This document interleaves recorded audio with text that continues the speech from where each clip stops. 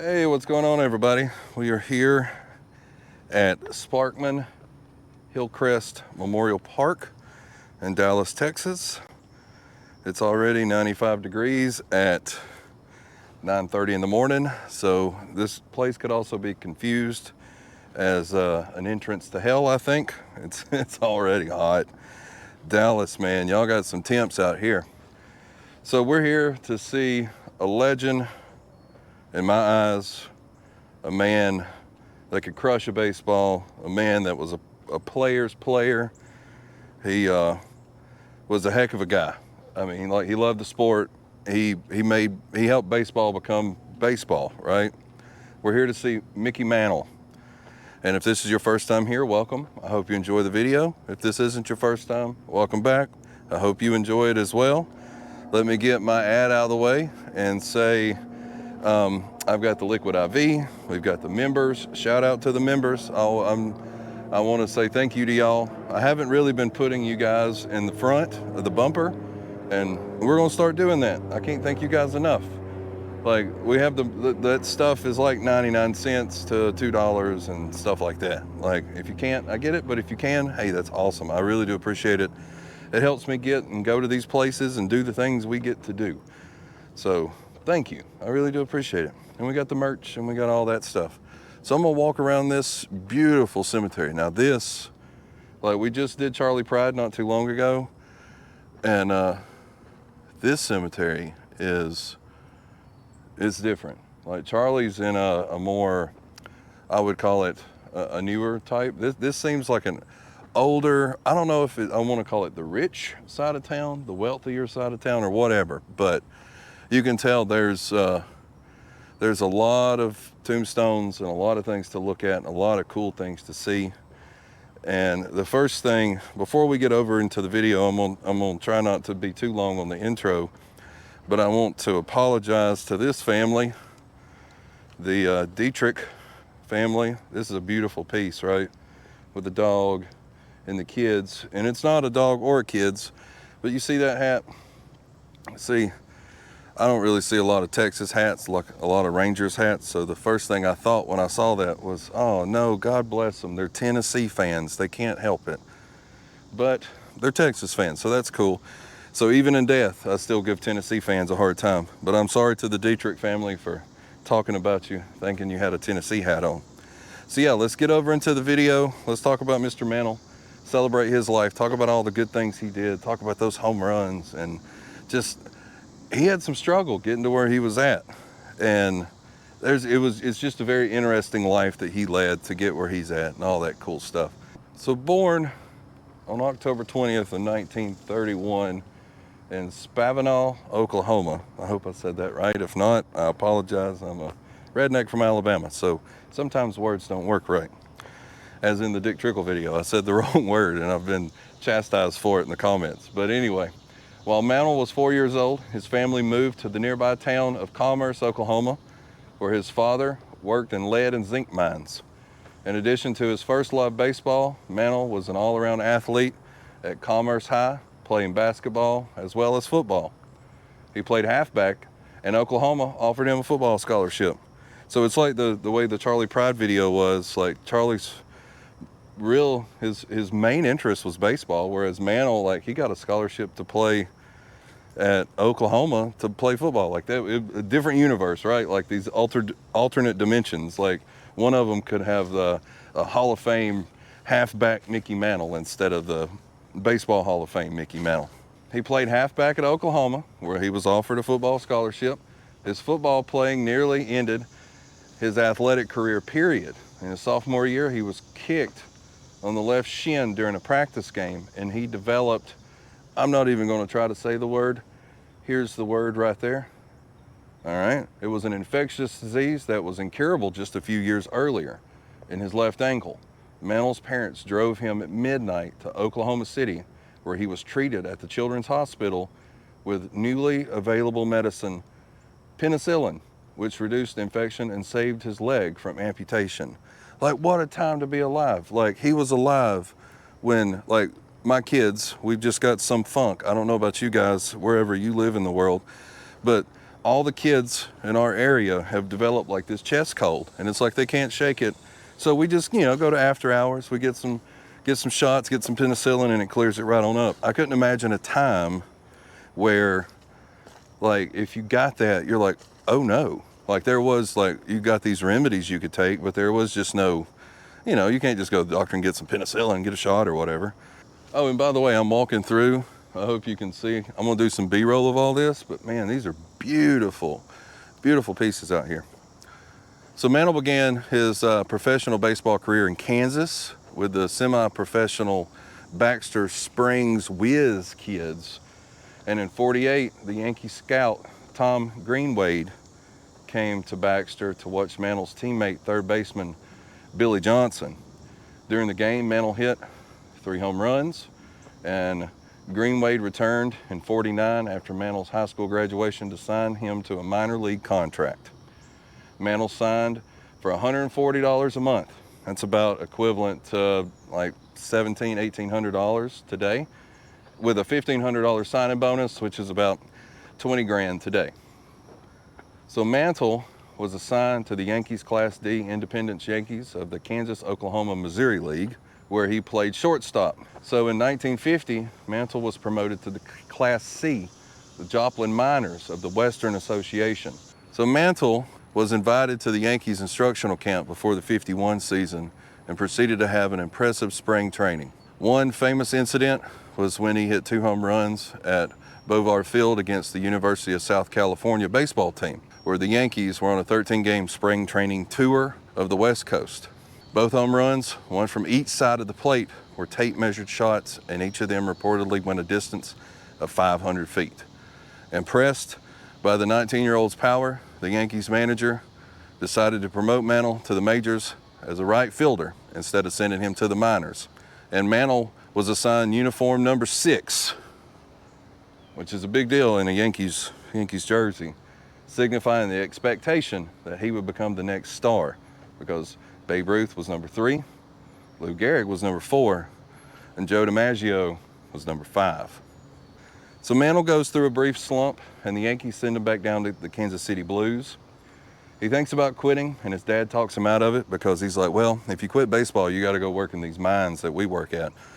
So Mantle was like, yeah, that's probably not really what I want to do, which caused him to break his slump, and he got the call to come back up to the Yankees. He's going back to the big leagues. So back in the big leagues, he lost the number 6. He was now number 7. Fun note about the '51 season, the second game of the '51 World Series, the New York Giants rookie by the name of Willie Mays hit a fly ball to right field. Mantle, playing right field, raced for the ball with center fielder DiMaggio, who called for the ball and made the catch. In getting out of DiMaggio's way, Mantle tripped over an exposed drain pipe in the field and hurt his knee. This was the first of numerous injuries that plagued his 18-year career with the Yankees. He played the rest of his career with a torn ACL. Like, how tough is that? A torn ACL, and you play the rest of your career, not just the season or a game, all of it. So after the World Series, DiMaggio decides to hang it up. He retires after the '51 World Series, and Mantle moved to center field. In his first complete World Series in '52, Mantle was the Yankees' hitting star, with an on-base percentage above 400 and a slugging percentage above 600, which that's really good. He homered for the third Yankees run in a 3-2 Game 6 win, and he knocked in the winning run in the 4-2 Game 7 win. With a homer in the 6th inning and an RBI single in the 7th, Mantle played center field full-time for the Yankees until '65, when he was moved to left field. So Mantle had his first 100-plus RBI year, and in '54, in a full season, he regained his 300 hit status, and the next was arguably his first great year, as he concluded with 37 home runs and a .306 batting average. Mantle's breakout season was in '56, after showing progressive improvement each of his first 5 years. Described by him as his favorite summer, his major league leading .353 batting average, 52 home runs, 130 RBIs, brought both the Triple Crown and the first of 3 Major League Baseball MVP awards. So Mantle won his second consecutive MVP in the 57 behind league leads in runs and walks and a career high 365 batting average, second only to Ted Williams at 388, and hitting into a league low 5 double plays. So that's really, to me, that's impressive. You only get into 5 double plays the whole season. That's pretty daggone good. His batting average in midseason had climbed as a high of 392. His on-base percentage at one point reached 537. Mantle reached base more times than he made outs. So he got on base 319 times and he only made 312 outs. One of 2 seasons in which he did it. On January 16th of 61, Mantle became the highest paid player in Major League Baseball by signing a $75,000 contract, which is about $750,000 in 2023 money. Sadly, Mantle announced his retirement at the age of 37 on March 1st of 1969. He delivered a farewell speech on Mickey Mantle Day on June 8th of 69 at Yankee Stadium. His wife, mother, and mother-in-law were all in attendance and received recognition at the ceremony held in honor of him. So now that he's retired, we're in the 90s, right? And his wife and his sons have completed treatment for alcoholism and told him that he needed to do the same thing. So Mantle, he gets his stuff together. He checks into the Betty Ford Clinic in January of 94 after being told by a doctor that his liver was so badly damaged from 40 years of drinking that it looked like a doorstop. The doctor told him bluntly that the next drink could be his last. So helping Mantle go into the clinic and try to get sober was Pat Summerall, who had played for the Giants football team at Yankee Stadium and by then a recovering alcoholic and a member of Mantle's Dallas area country club. Summerall himself had been treated at the clinic in 92. Shortly after Mantle completed his treatment, his son Billy passed away in March of 94 at the age of 36 of heart problems brought on by years of substance abuse. Despite the fears of those who knew him that this tragedy would send him back to drinking, it didn't. He remained sober. Mickey Jr. later died of liver cancer in December of 2000 at the age of 47. So early in 95, doctors discovered that Mantle, his liver, had been severely damaged by both alcohol and even having hepatitis. They also discovered that he had an inoperable liver cancer, which further necessitated a liver transplant. Mantle received the transplant at Baylor here in Dallas in 95. Mantle returned to the hospital in late July and the cancer was found to have spread throughout his body. Sadly, we lost Mickey Mantle on August 13th of 1995. And this is where he's at, where he's laid to rest. That's his sons right there that we talked about. Somebody's got number 7 Mantle. There's a signed autograph to Mickey Mantle from Roger and Mann's social media group.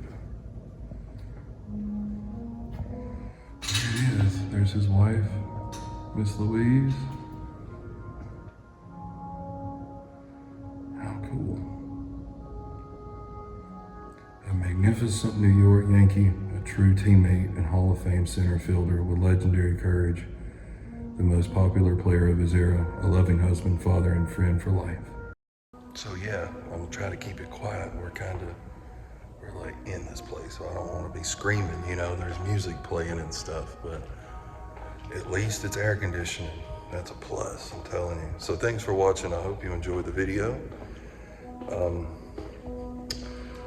Nothing really random. If you watch the B-roll, I did notice in the B-roll there's some people walking around. It's not a ghost, because it tricked me too. I saw this guy walking behind one of the bushes and I was like, oh God, I got one or whatever, but nah, it's just a guy. It's just a dude. So yeah, thanks for watching. This is, don't get to come in mausoleums that often. A lot of people are just buried outside. So mausoleums, check off 2, one for Charlie Pride and then one for Mickey Mantle. But Mickey Mantle, man, he was awesome. He's one of those guys, he's like an icon, not an icon. He's almost bigger than, like, his name is bigger than life itself at this point. So yeah, thanks for watching. I'm gonna try to find how to get out of here because I kind of just like got lost and stumbled into it. No heat, no air conditioner in this place. God, I love that stink. But you know, it's a bunch of dead folks, so what do you expect, right? So let's really quiet. Really quiet. So yeah, I tell you what, I will see you guys on the next one. Thanks for watching. And you never know what you're gonna find on the back roads. See you guys later.